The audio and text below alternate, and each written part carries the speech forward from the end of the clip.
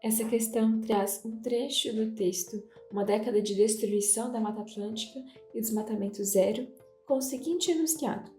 Um dos argumentos utilizados pelo autor do texto para defender a sua tese é o de que.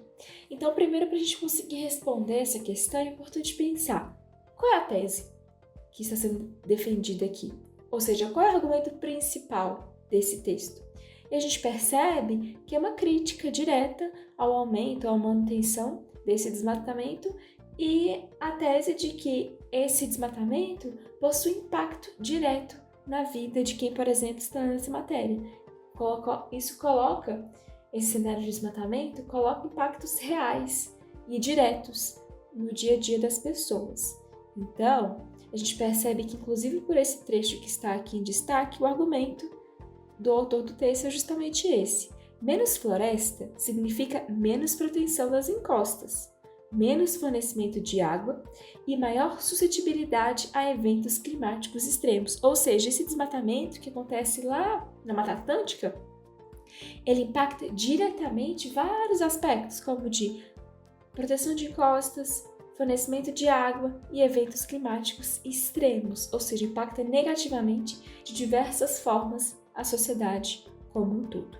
Ainda, ele diz que o desmatamento contribui ainda para a fragmentação das matas, que reduz a biodiversidade e a provisão de serviços essenciais para a produção agrícola. Então, o desmatamento ele impacta até a produção de alimentos.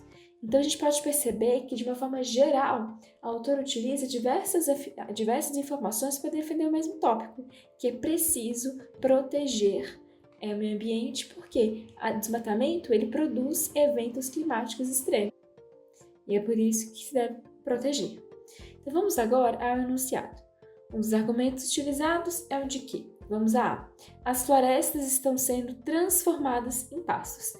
A gente percebe que, de fato, esse texto menciona isso, quando é falado sobre o norte do bioma.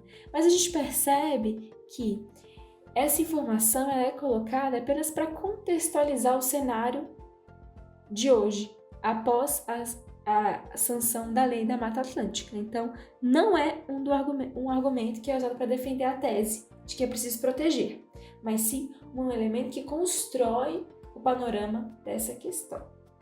Vamos a B. As terras indígenas estão protegidas do desmatamento.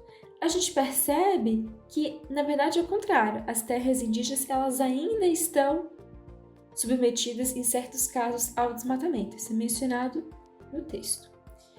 Mesmo em áreas protegidas, terras indígenas têm sido afetadas. Então, a gente percebe que as terras indígenas ainda são alvo de desmatamento, apesar de serem teoricamente protegidas. Vamos a C agora. O desmatamento diminuiu a partir da Lei da Mata Atlântica. A gente percebe que não aconteceu a diminuição, mas ainda existe a manutenção dessa questão. Então, isso está incorreto. Vamos a D. As alterações do meio ambiente provocam tragédias climáticas. A gente percebe, como discutimos, que isso é dito explicitamente no texto. E maior suscetibilidade a eventos climáticos extremos. Então, esse é o nosso gabarito. Por quê? Um dos principais pontos para se proteger a natureza é justamente que o desmatamento pode ocasionar problemas climáticos extremos. Então, é importante agir, é urgente agir sobre isso. E por último, vamos a E. A Mata Atlântica pode ser desmatada em condições excepcionais. Isso é mencionado aqui, mas na contextualização do texto, isso não é, de longe, um dos argumentos utilizados pelo autor para defender a tese de que é preciso proteger.